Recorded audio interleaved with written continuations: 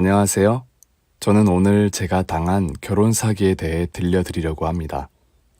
영화 기생충을 보신 분이라면 부잣집에 위장 취업해서 그 집을 망하게 하는 주인공이 등장하는데요. 제가 결혼했던 남편이 바로 그 기생충 주인공 같은 인물이었습니다. 그럼 어떤 사연인지 한번 들어보실래요? 솔직히 말해 저는 금수저 집안입니다. 아마 주식 투자를 하시는 분이라면 코스닥 상장 기업 중에 저희 회사 이름을 한 번쯤은 들어보신 분이 있을 거예요. 바이오랑 제약으로는 우리나라에서 10손가락 안에 꼽히는 중견기업의 회장이 저희 아버지입니다.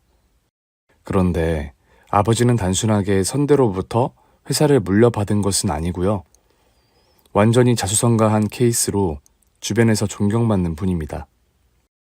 아버지가 어떻게 회사를 경영하시는지 어릴 때부터 지켜봐온 저는 아버지를 부모가 아니라 인간적으로도 존경하는 그런 분으로 알고 성장해 왔습니다.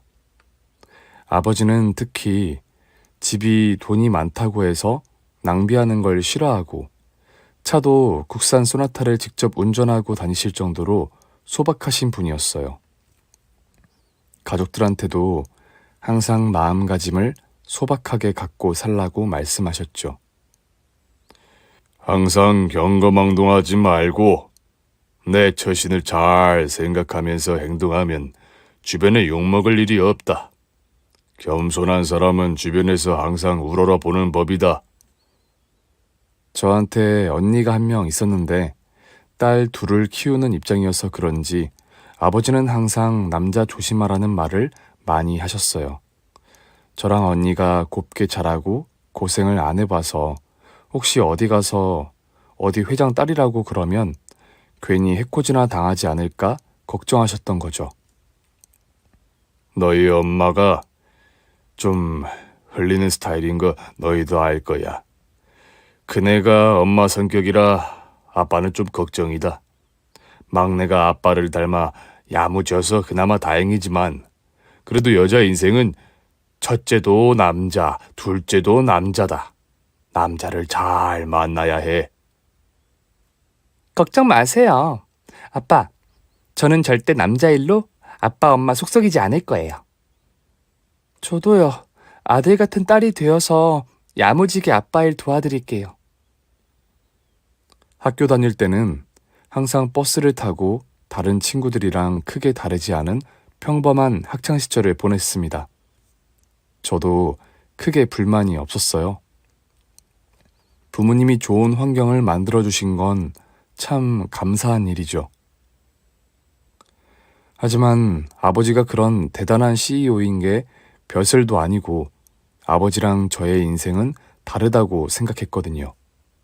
그래서 저도 친구들한테 딱히 그런 내색을 안 했고 주변에서는 제가 유명한 기업 회장 딸이라는 걸 모르는 경우가 많았습니다.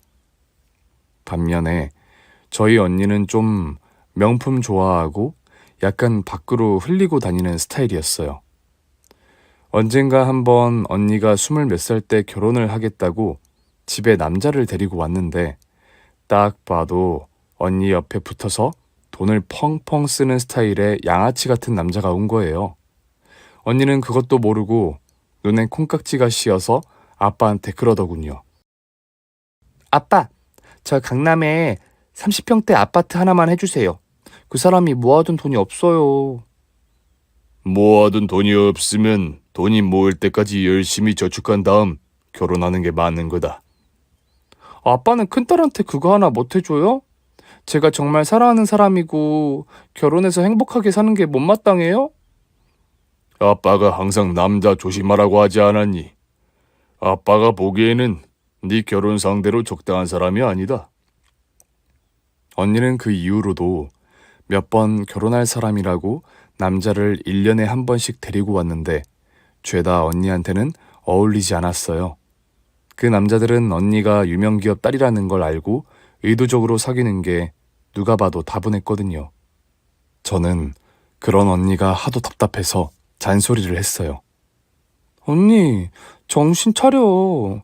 그 남자들 전부 언니를 사랑하는 게 아니라 우리 집안 돈 보고 오는 거라고. 너는 무슨 말을 그렇게 하냐? 그리고 너는 남자랑 연애도 안 해본 게 남자에 대해 뭘 안다고 훈계야, 훈계가? 제 3자가 보는 관점이 맞아. 언니는 지금 콩깍지가 씌어서 못 보는 거라고. 까불지 마, 너. 너는 뭐 그렇게 잘났다고 그래? 너도 막상 남자 만나보면 내 맘 알 거다. 저는 그렇게 남자로 부모님을 속썩이는 언니를 보면서 연애는 함부로 하는 게 아니라는 결심을 굳혔어요. 남자들 만나서 고생할 바에는 공부에 더 집중하자고 생각했죠. 그래서 대학 학부 때도 미팅 한 번 안 하고 도서관이랑 집이랑만 왔다 갔다 했죠. 저는 의상학과를 나왔는데 원래 의상학과는 대학에서도 여학생들 인기가 많은 과거든요. 친구들은 MT니 워크숍이니 하면서 조인해서 남자들이랑 많이 놀러 갈 때도 저는 도서실을 꿋꿋하게 지켰죠. 그런 제가 답답했는지 친구들이 한 번은 저를 억지로 놀러 가자고 꼬시더라고요. 너는 네 나이가 아깝지도 않냐? 맨날 꾸미고 다니면 뭐해. 젊은 건 아끼면 똥 된다고. 연애 좀 해라 이거사. 남자보다 공부가 더 좋아. 나중에 성공하면 잘난 남자들이 줄을 설 텐데 뭘. 아무리 그래도 친구끼리 한 번은 같이 가야 예의지.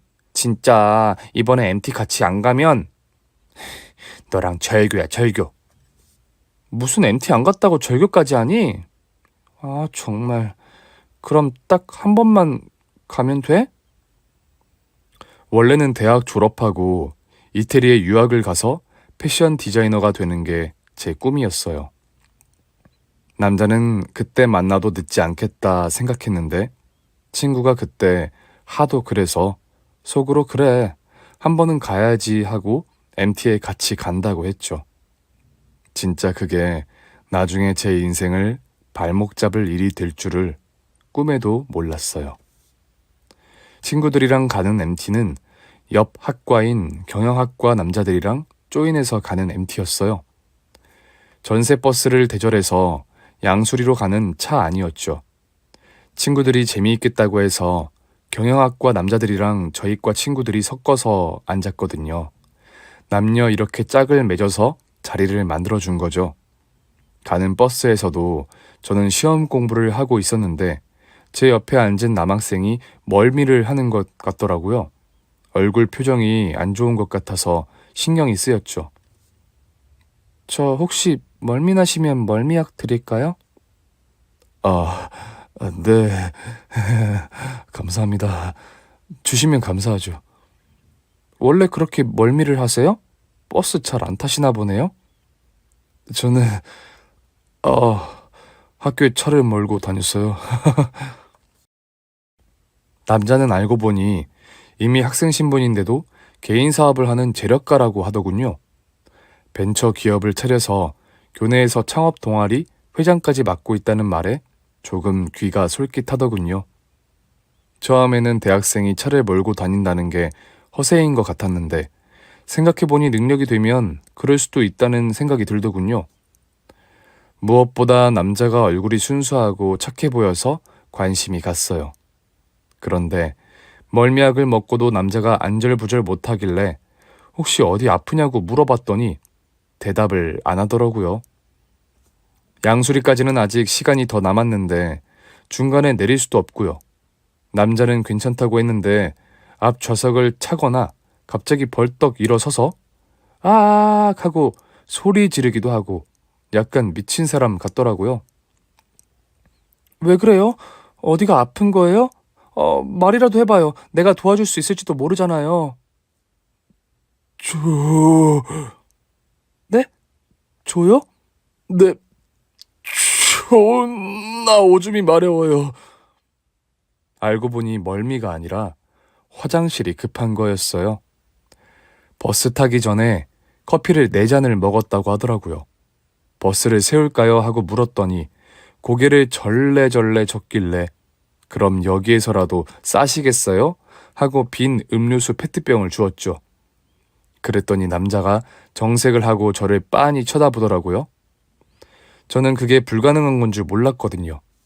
아무튼 그날 에피소드 이후로 남자는 제 연락처를 따가더니 쫄래쫄래 저를 따라다니기 시작하더군요. 도서관이 끝나면 앞에 차 시동을 켜놓고 휘파람을 불거나 제가 실습 과제 준비하는 과방에 갑자기 은갈치 슈트를 입고 나타나는 시기였어요. 친구들이 좋겠다고 놀리면서 난리도 아닌데 저는 그런 허세를 정말 싫어해서 질색팔색이었죠.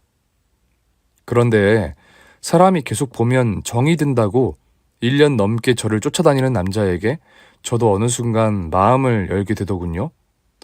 남자가 저에게 세계적인 패션 디자이너가 되게 자기가 뒷바라지를 제대로 해줄 테니 자기랑 결혼하자고 했을 때는 저도 모르게 남자 싸대기를 한 대 올려 쳐버렸어요. 못 때려, 결혼하자는데. 내 나이가 24인데 결혼이라니. 누구 인생 망칠 일 있어? 나 아직 취업도 안 한 꽃다운 아가씨라고.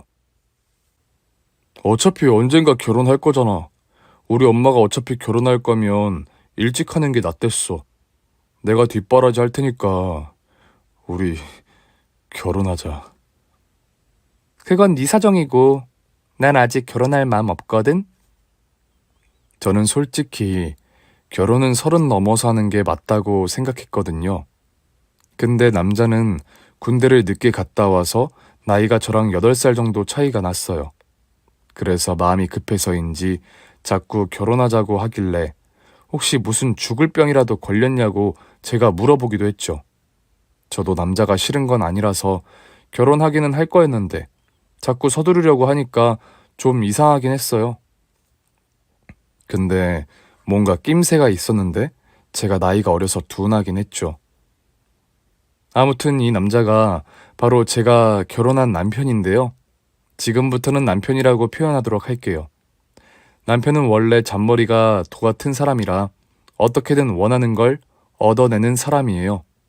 저는 결혼하고 나서 그걸 알았는데 결혼할 때도 그런 식으로 머리를 썼더라고요.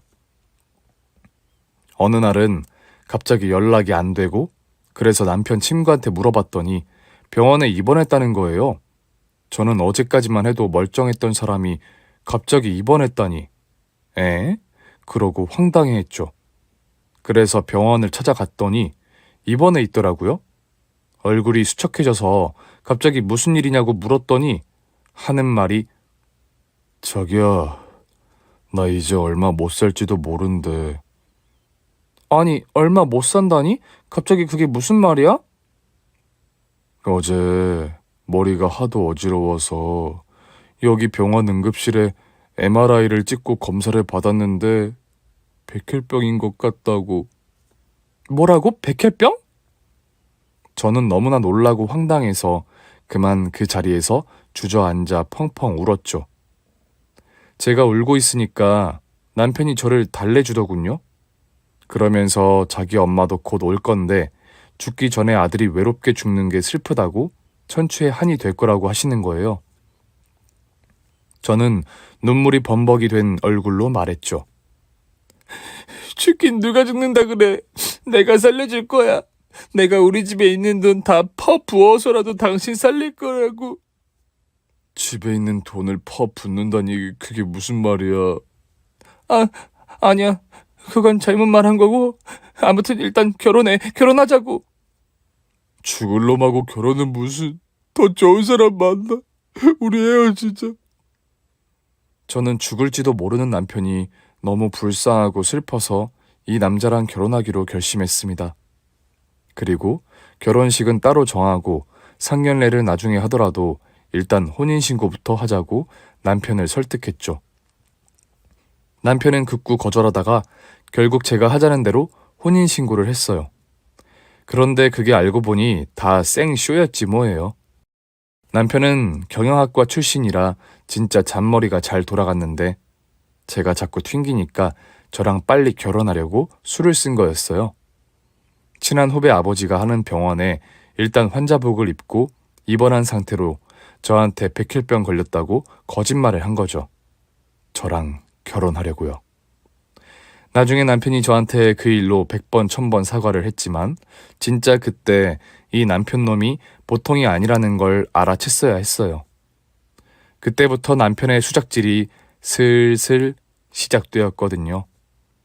남편은 제가 저의 집안이 유명 기업의 회장집이라고 하니까 입을 떡 벌리면서도 엄청 좋아했어요. 남편은 연애할 때만 해도 저한테 금수저인 척 했지만 사실은 그냥 평범한 가정에서 자랐더라고요. 집안이 서로 너무 기울어서 제가 결혼하겠다고 했을 때 저희 부모님은 당연히 반대가 심했어요. 특히 아빠는 저도 언니처럼 이상한 남자 만날까봐 몇 번이고 다시 생각해보라고 하셨죠. 남자가 사업한다고 했지. 그런데 아직 학생 신분이고 자리를 잡지 못한 것 같은데 결혼을 다시 생각해보는 게 어떻겠니? 아빠, 저는 언니랑 달라요. 저는 이 남자를 믿어요. 그만큼 검증된 사람이에요. 아빠가 저를 믿는다면 이 결혼을 허락해 주세요. 아빠 엄마가 너보다 오래 살았잖아. 사람 보는 눈은 정확할 거다. 별로 좋은 사람은 아닌 것 같아. 아빠는 딸이 결혼해서 행복한 게 싫으세요? 자꾸 왜 반대세요? 안 그럼 저 집 나가요. 저는 아빠를 어렵게 설득했고 결국 두 집안의 상견례를 생략하는 조건으로 결혼을 하게 되었어요. 아빠는 왠지 콩가루 집안 같다면서 상견례를 생략하자고 하시더라고요. 저는 시모의 얼굴은 3번인가 밖에 못 봤는데 알고 보니 남편은 시모가 일찍 이혼하고 혼자 키운 외동 아들이었어요. 그래서 시모랑 사이가 정말 각별했죠. 흔히 생각하는 그런 엄마 아들 관계보다 더 끈끈한 거예요. 꼭 무슨 전쟁에서 만난 동지처럼 말이죠. 그래서인지 남편은 무슨 말만 하면 우리 엄마 그랬고 결혼 앞두고 신혼살림 마련할 때도 자기 엄마를 데리고 나왔어요. 오죽하면 신혼여행까지 따라왔겠어요? 저희는 신혼여행을 스위스로 다녀왔는데 남편이 자기 엄마는 평생 해외여행 한 번 못 가봤다고 같이 데리고 가면 안 되겠느냐는 거예요. 무슨 신혼여행에 시어머니가 따라오는 경우가 다 있어. 기분 나빴다면 미안. 근데 엄마가 안 가면 나는 그냥 가까운 경주나 갔으면 하네. 지금 나 협박해? 솔직히 어머니가 신혼여행까지 따라오는 건 말이 안 되잖아. 그냥 경주나 가자. 알았어, 그래. 모시고 가라고. 저는 9박 10일 여행 동안 시어머니랑 스위스를 여행한 최초의 며느리가 되었어요. 제가 성격이 좋아서 참았지 진짜 웬만한 여자 같으면 엄청 싸웠을 거예요. 그런데 그건 정말 시작에 불과했어요. 아닌 게 아니라 남편이 결혼하자마자 정말 황당한 요구를 하나둘씩 시전하더군요. 저 있잖아. 내가 엄마랑 오랫동안 살아서 정이 들어서 그런데 우리 엄마를 신혼집 주변에 아파트 하나 얻어줄 수 있을까? 아파트? 갑자기? 어머님 집 있잖아. 그리고 신혼집 주변이라니? 엄마가 당이 있어서 내가 걱정돼서 그래. 그리고 그 집은 전셋집인데 집주인이 불안당이라서 엄마가 언제 쫓겨날지 몰라. 내가 그런 엄마를 두고 강남 30평대 아파트를 사는 게 말이나 돼? 강남 아파트가 애들 사탕값이야? 우리 집이 아무리 잘 살아도 그렇지. 20억짜리 아파트를 어떻게 턱턱 사줄 수 있겠어? 전세도 있잖아. 강남 아파트 전세 10억밖에 안 해. 10억? 당신은 1억, 아니 1천만 원도 없으면서? 차라리 그냥 우리 화곡동 반지하 빌라 가자. 내가 얻어볼게. 진짜 황당하다. 자기 결혼 자금 하나도 안 모았던 거야? 아파트는 우리 아빠가 얻어주는 거지 내 돈이 아니야. 그리고 난 자기만 믿고 결혼하는 건데. 옳거니. 그럼 내가 자기랑 결혼하는 거니까 처가랑 아예 인연 딱 끊고 살면 되겠네. 어떤 도움도 주고받지 않고 말이야. 처가가 지나가는 똥개도 아는 유명기업 CEO 집안인데도 우리 그냥 반지하로 가자. 그게 맘 편하겠어. 남편은 거의 반협박식으로 저에게 말하더군요. 아까도 말했지만 경영학과 출신이라 주둥이빨이 장난이 아니거든요. 묘하게 사람을 설득시키는 재주가 있어서 저는 그 말에 또 꼴딱 속아 넘어가서 저희 신혼집 아파트랑 시모 아파트랑 두 채를 강남에 얻었어요. 물론 제 돈이 아니라 저희 집에서 대준 거죠. 제가 땡전 한 푼 없는 남자랑 결혼해서 난데없이 강남에 아파트 두 채를 해달라고 하니까 저희 부모님은 저를 거의 내놓은 자식 취급하시더군요. 그럴 줄 알았다는 식이었어요. 하지만 저는 돈이 없는 건 죄가 아니라고 생각했어요. 돈은 벌면 되고 중요한 건 서로 사랑하면서 믿고 살 수 있는 거라고요. 생각해보면 참 저도 미친년이었죠. 시모는 화곡동 반지하에서 강남 수서동 아파트로 옮기니까 입이 귀에 걸리더니 언제부턴가 모피 코트를 입고 다니시더군요. 시모는 하는 일이 없으셨는데 어디서 돈이 나오는지 수입차도 끌고 다니면서 저를 가끔 만나러 오셨어요. 우리 아가, 며느라, 오늘은 어디 가서 고기 썰어볼까? 좋아하는 음식 있니? 어머니, 저는 그냥 근처 백반집 가서 먹는 게 편해요. 그런데 이 차는 갑자기 어디서 나신 거예요? 우리 며느리기 집안이 그래도 엄연히 코스닥 상장 기업인데 시어머니가 벤츠 정도는 끌어줘야 우리 며느리 면이 살지, 안 그러니? 어머니, 저희 집하고 저는 아무 상관없어요. 저희 아버지 사업을 제가 물려받을 것도 아니고요. 너는 무슨 말을 그렇게 교양 없이 하니? 당연히 사부인 사업을 존중해서 우리가 전면에 나서서 도와드려야지. 그렇고 말고. 한순간에 확변한 시모가 너무 당황스러워서 그날 남편한테 물어봤어요. 어머니가 벤츠를 사셨던데 돈이 어디서 나서 그런 걸 사셨어? 응? 내가 법카 하나 드렸는데? 법카? 당신 회사는 아직 매출도 없는데 무슨 법카? 장인어른한테 한 장 받은 게 있거든. 혹시 생활비 모자라거나 긴급할 때 쓰라고. 뭐라고? 우리 아빠한테 법카를 받았다고? 엄마가 차 한 대 필요해 돼서 그걸로 긁으라고 했는데 왜? 저는 화가 부글부글 끓었어요. 아빠가 저 몰래 법카를 준 것도 속상한데 그걸로 남편이 시모를 주다니요. 또 시모는 그걸로 벤츠를 사고 모피를 사서 입고 사치를 하더니 이게 말이 되는 상황인가요? 어이없는 상황은 그뿐만이 아니었어요. 남편은 사업은 비빌 언덕이 있어야 하는 거라면서 껌뻑하면 저희 집에 찾아가서 돈을 빌려달라고 한 거예요. 아빠는 원래 냉철한 성격이라 남편의 청을 단번에 거절하니 엄마를 공략해버렸더군요. 엄마가 비자금 창구도 아니고 슬금슬금 엄마를 만나고 돌아다니더군요. 오늘 장모님을 만나서 저녁 사드렸어. 나한테는 묻지도 않고? 그리고 갑자기 엄마를 왜 만나? 만나서 밥은 왜 먹는데? 자기는 요새 참 꼬치꼬치 묻더라. 아니, 사위가 되어갖고 딸밖에 없는 장모님한테 아들 노릇 좀 한다는 거지. 나한테 이빨까지만 자기. 사실대로 말하라고. 아니, 우리 회사가 요즘 좀 어려운 거 자기도 알잖아. 사업 투자 좀 하시라고 했어. 뭐라고? 알고 보니 남편이 엄마를 데리고 일주일에 한 번 양평이니 부산이니 보성이니 전국에 좋다는 데는 다 데리고 다녔나 봐요.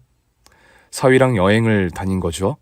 딸밖에 없는 엄마는 운전을 못해서 항상 기사를 데리고 다녀야 했는데 기사가 아빠한테 일일이 보고를 하니까 스트레스를 받아서 어딜 못 갔던 모양이에요. 그런데 사위가 자기 차로 그것도 평일에 자기를 데리고 여행을 가주니 그게 그렇게 신이 났던 모양이에요. 저는 엄마를 찾아가서 따졌죠. 엄마, 그 사람한테 얼마 빌려줬어? 네 남편이 말하디? 사위랑 장모가 빌려주고 마는 게 어디 있니? 가족인데. 얼마냐고? 얼마 줬어?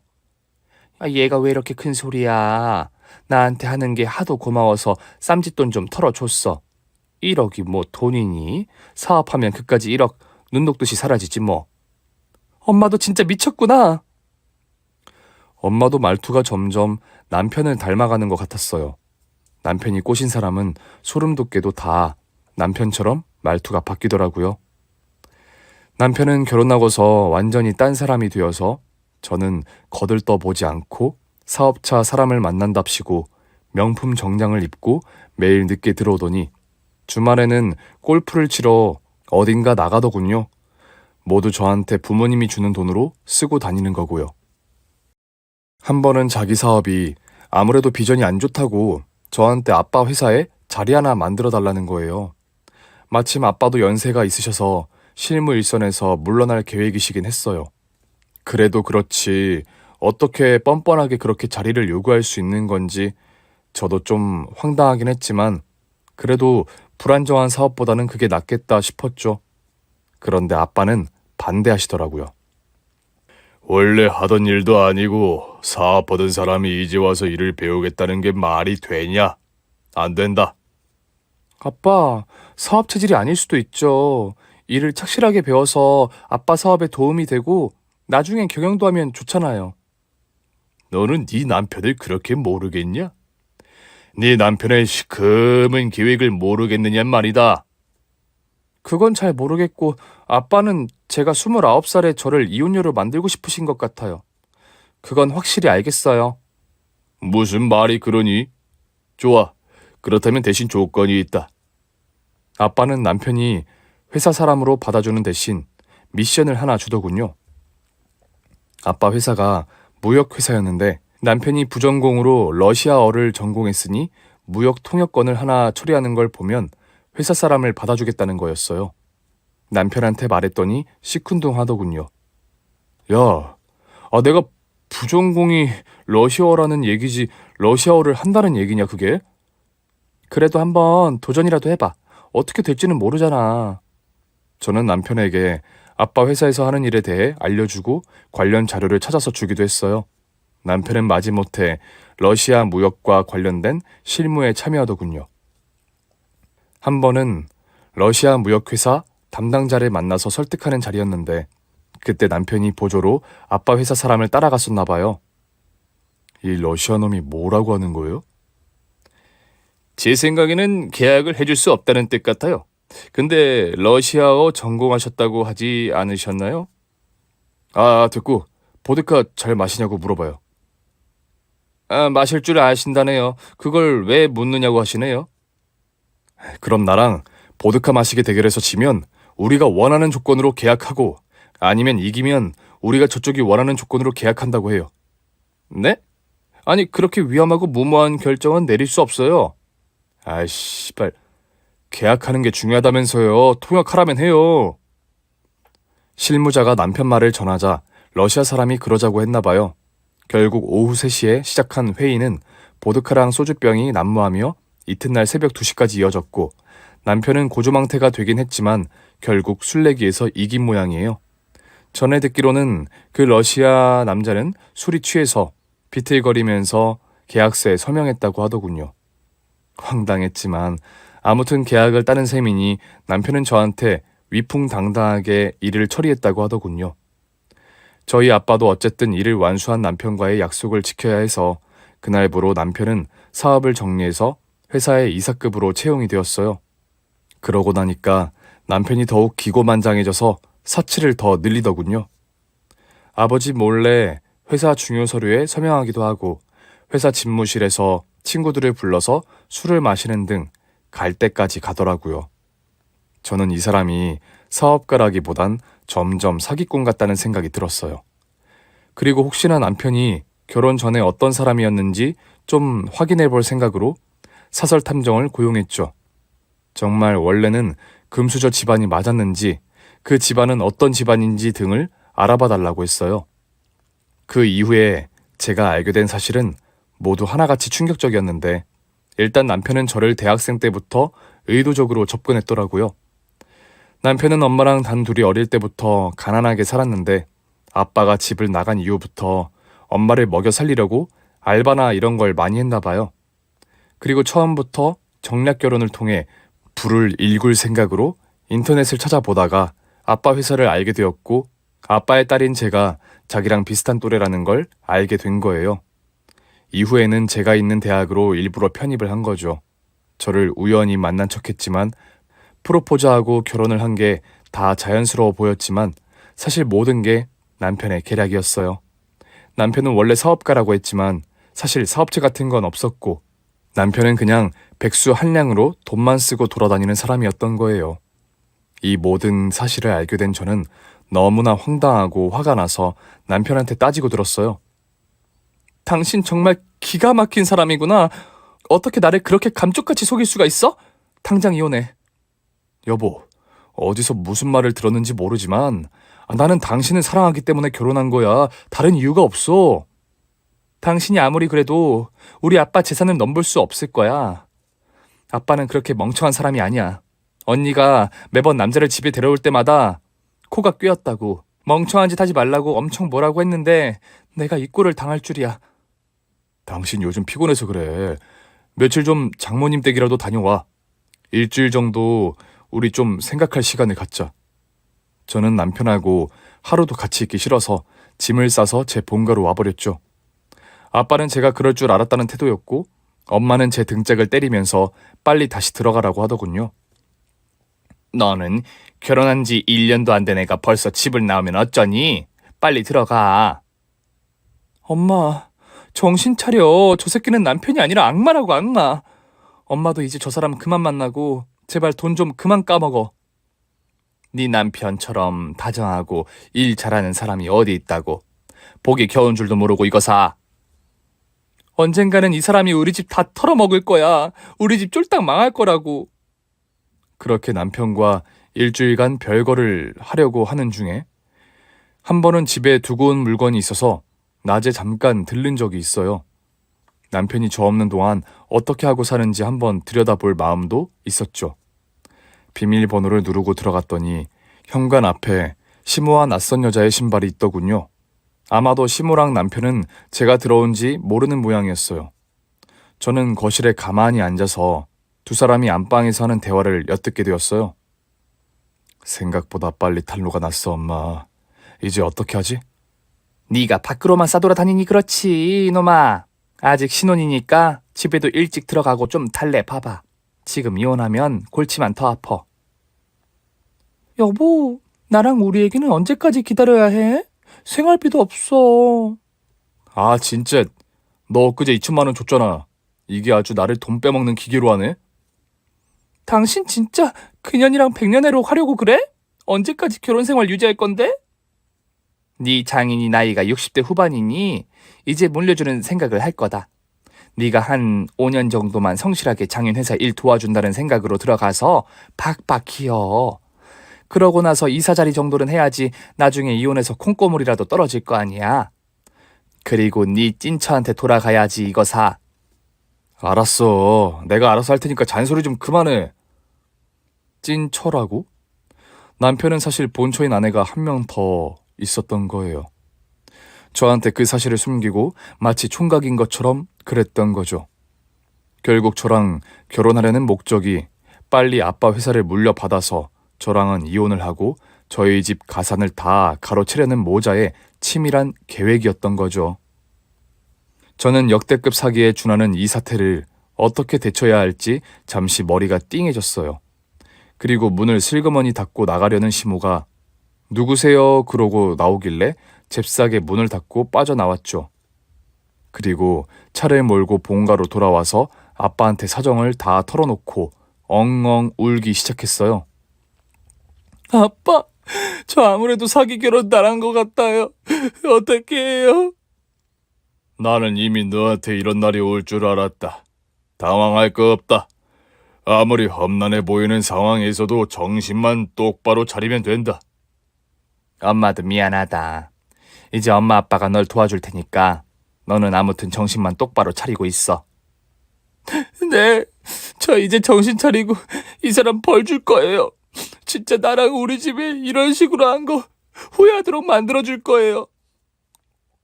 그리고 저희 가족은 계획을 철저하게 짰죠. 남편과 시모의 악랄한 계획을 거꾸로 이용하기로요. 회사 사람들을 동원해 아버지가 돌아가신 상황을 연출하고 시모랑 남편을 함정에 빠뜨리기로 했습니다. 우선 제가 할 일은 남편에게 달려가서 응급 상황을 알리는 거였습니다. 그리고 남편의 계획을 장례식장의 회사 임직원에게 폭로한 다음 남편을 회사에서 쫓아내는 게 제 계획이었어요. 집에 다시 갔더니 남편은 팬티바람으로 휴대폰으로 고스톱을 치고 있더군요. 시모는 그 옆에서 배를 깎아주고 있었고요. 저는 어이가 없었죠. 집 상황이야 어찌됐건 저 모자는 끝까지 희희낙낙이구나. 한번 맛 좀 봐라. 그렇게 생각하고 신발을 벗자마자 바닥에 쓰러져 뒹굴면서 땅을 치고 울기 시작했어요. 아, 여보, 어머니, 큰일 났어요. 아니, 이 시간에 다급하게 무슨 일이냐? 당신 왜 이렇게 눈이 퉁퉁 붓도록 울었어? 무슨 일이야? 아빠가 갑자기 입원하셔서 오늘 내일 안 돼. 이제 우리 집안은 어떻게 하면 좋아요? 그 순간 남편과 시모의 눈빛에 기쁨이 스치는 것을 저는 놓치지 않았죠. 그러나 곧장 둘은 안면을 싹 바꾸고 절망하는 척하더군요. 아이고, 사돈어른이 그렇게 평생을 고생하시더니 이 꼴을 보려고 그러셨느냐, 아이고. 장인어른이 아직 일구실 사업이 많은데 갑자기 이게 무슨 날벼락 같은 소리야. 어느 병원이야? 빨리 가서 장례식 준비해야지. 자기야, 돌아가신 게 아니고 오늘 내일 한다고. 위험한 상황이니까 만발의 대비를 해야 한다는 거야. 얼른 가자. 어느 병원이야? 저는 미리 계획된 대로 남편과 시모를 차에 태우고 병원으로 향했죠. 그리고 병원으로 가는 차 안에서 미리 계획된 엄마의 전화를 받았습니다. 아빠가 돌아가신 상황을 연출하는 것이죠. 뭐라고? 아빠가 돌아가셨다고? 어떻게 그렇게 갑자기, 어떻게 그럴 수가 있어? 그거 봐. 내가 장례식 준비해야 한다고 했잖아. 나이스. 아니야, 나이스가 아니지. 에이구, 이 착각성이 없는 놈아. 입 닫고 있어. 어느 병원이니? 얼른 가보자. 그리고 저는 미리 세팅해둔 장례식장으로 차를 몰았죠. 장례식장에 도착하니 사람들이 모여서 모두 울고 있더군요. 저희는 이미 회사 사람을 다 불러서 있게 했고요. 다들 상복을 입고 장례를 치르는 것처럼 보였어요. 이미 장례 화환도 많이 들어와 있고 엄마랑 언니는 미리 준비해둔 상복을 입고 곡을 하고 있었어요. 다 쇼를 하는 거였죠. 그랬더니 장단이라도 맞추듯 남편이 영정사진 앞에서 쓰러져서 통곡을 하더군요. 아이고, 장인어른 이렇게 갑자기 가버리시면 저랑 제처는 어쩌란 말입니까? 그리고 이 회사는 누가 맡아서 키우나요? 차라리 가시기 전 저한테 유언으로 회사를 넘기고 가시지. 저는 아직 이사밖에 안 됐는데. 저리 비켜 이놈아. 장례식장에서 할 말이 있고 못할 말이 있지. 아이고, 사부인, 어쩌다 이렇게 변을 당하셨습니까? 어쩌다. 어쩔 수 없지요. 안 그래도 요새 며칠 좀 무리한다 싶긴 했습니다만 이렇게 갑자기 돌아가실 줄이야. 그리고 시무랑 남편은 한쪽에 앉아서 천연덕스럽게 육개장을 처묵처묵 하더군요. 우는 연기할 땐 언제고 각자 세네 그릇을 비워내는 통에 서빙하시는 분들이 눈살을 찌푸릴 정도였어요. 정말 뻔뻔하게도 그 장례식장에는 남편의 본처도 애를 들쳐업과 왔더군요. 애가 빽빽 우는데 본처도 육개장을 5그릇씩 처먹더군요. 어느 정도 조문객이 다 가고 새벽쯤 되었을까. 저랑 가족들은 미리 짜둔 계획대로 자리를 잠깐 비웠어요. 남편과 시모가 무슨 대화를 나누는지 한번 지켜보자는 심산이었죠. 엄마, 됐어. 일이 이렇게 쉽게 풀릴 줄 몰랐는데. 이제는 사돈어른 회사를 네가 어떻게 먹을지 생각해봐라. 일단 네 철을 꼬셔서 네가 긴급하게 회사 경영을 도우러 사장으로 취임해야 한다고 하고. 와, 진짜 이제 내가 사장 되는 거야? 나이스! 나 진짜 대박 신나는데? 이제 내가 강남 아파트로 들어가면 되는 거야? 아이, 신난다. 일은 철두철미하게 해, 이것들아. 그리고 너는 자꾸 입 터는 버릇 좀 고쳐. 그러다가 다 들통나면 어쩌려고 그래? 엄마, 걱정 마. 나만 믿어. 바로 그 순간 저희 집 식구들이 갑자기 들이닥쳤고 화환이 쓰러지면서 회사 경영진들이 나타났어요. 시모랑 남편은 눈이 휘둥그레지더군요. 클라이막스는 영정사진 뒤에 있던 광뚜껑이 열리면서 아빠가 나타난 거예요.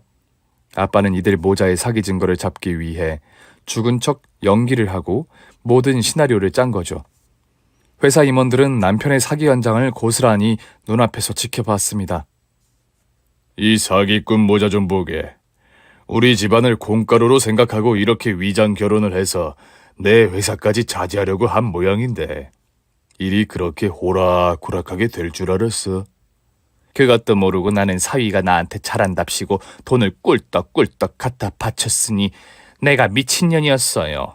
이 사람들 싹 다 잡아다 경찰에 넘겨요.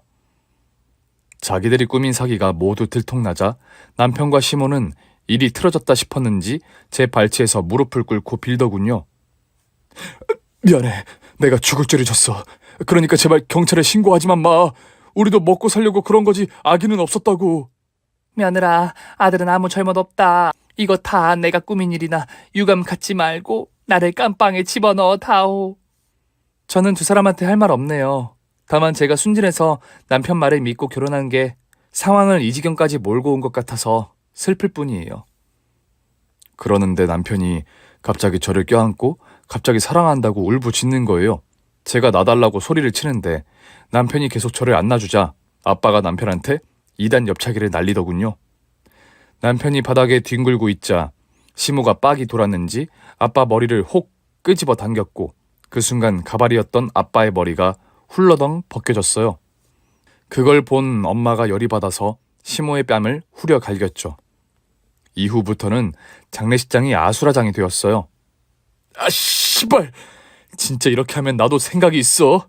이 회사 기밀 내가 깜빵 가기 전에 다 공개할 거야. 진짜 내가 여기 이렇게 프린트해왔다. 자 봐봐. 이 서류 가지고 싶으면 최소 3억은 주셔야겠어요. 둘이 이렇게 짜고 친 건지 남편 손에 들린 서류가 회사 기밀 서류가 맞긴 했어요. 남편이 그걸 러시아 업체에 넘긴다고 협박을 하고 있었죠. 그런데 그 순간 우리 언니가 무슨 용기가 났는지 그 서류를 잽싸게 낚아채더니 빡빡 찢으려고 하더군요. 안 돼! 이 미친년이 뭐 하는 거야! 서류 이리 안 내놔! 내가 찢어서 먹어버릴 거야.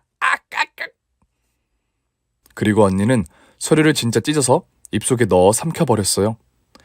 남편과 본처는 화가 끝까지 났는지 언니 머리를 뜯고 발로 차고 한바탕 난투극이 벌어졌죠. 서로 뜯고 핥히고 하는 동안 지켜보는 회사 사람들이 안 되겠는지 112를 불러서 경찰이 출동했죠. 겨우 상태가 마무리되었죠. 경찰에서 나가서 진술을 했는데 시모가 모든 건 자기가 계획해서 그런 거라고 죄를 뒤집어 씌우더군요. 개차반 남편은 자기 엄마가 죄를 뒤집어 쓰는 걸 보고도 엄마가 죄다 시켰다고 자기는 시키는 대로만 했다고 거짓말 하더군요.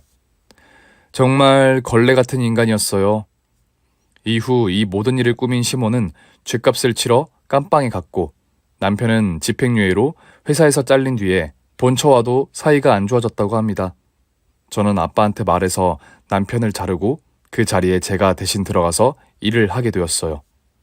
저는 이혼녀 신세가 되었지만 회사에서 생각보다 일을 잘해서 사내 임원 중 한 분과 재혼을 했고요. 지금은 아버지 대신 현직에서 일을 하면서 인정받는 커리어 우먼이 되었어요. 아버지 사업은 결국 제가 물려받게 된 것이죠. 언젠가 개털이 된 남편이 저를 찾아와서 1억을 또 꿔달라고 한 적이 있는데요. 고생은 하나도 안 하고 여전히 사기를 치고 다니는지 얼굴이 반질반질 하더군요. 진짜 딱 한 번, 1억! 야, 진짜 예정 생각해서 이 돈은 줘야 된다. 이 양반이 아직도 못 차렸네? 이 인간아, 언제까지 그러고 살래? 너네 엄마 깜빵에서 울겠다. 엄마 안 울어. 출소하면 강남 아파트에서 다시 들어갈 수 있냐고 묻던데. 모전 자전이네. 둘 다 똑같네. 그때 남편 얼굴을 5만 원짜리 10장으로 싸대기를 후려치면서 이 돈으로 밥값이라도 하고 대신 다신 찾아오지 말라고 으름장을 놔버렸습니다. 한번 사기친 사람은 영원히 사기를 친다고 이후에도 남편은 또 다른 위장 사기를 쳐서 결국 감옥에 갔다는 얘기를 들었어요. 모든 사람은 개버릇은 남 못 주는 게 아닐까요? 이렇게 다 적고 보니 세상에 위장결혼으로 사기를 치는 남자가 있을까 싶었는데 그게 제 일이 될 줄은 몰랐지요. 살다 보니 참 별의 별이 다 생기는 게 인생이구나 싶습니다. 오늘 제 사연을 듣고 조금이나마 도움이 되셨으면 좋겠고요. 저처럼 남편 잘못 만나서 인생 꼬인 여성 청취자분들, 오늘도 힘내서 하루를 살아가시기 바라며 이만 사연을 마치겠습니다. 마지막에 사연녀가 통쾌하게 복수를 해서 다행이네요. 뭐든지 돈만 믿고 설치는 사람들은 끝이 안 좋다는 걸 보여주는 그런 사연이 아니었나 생각됩니다. 여러분도 결혼이 인생의 전부는 아니라는 점 꼭 기억해 주셨으면 좋겠네요. 그럼 오늘 사연은 여기까지입니다. 다음에는 더 재밌고 유익한 사연을 들고 여러분을 찾아뵙겠습니다. 감사합니다.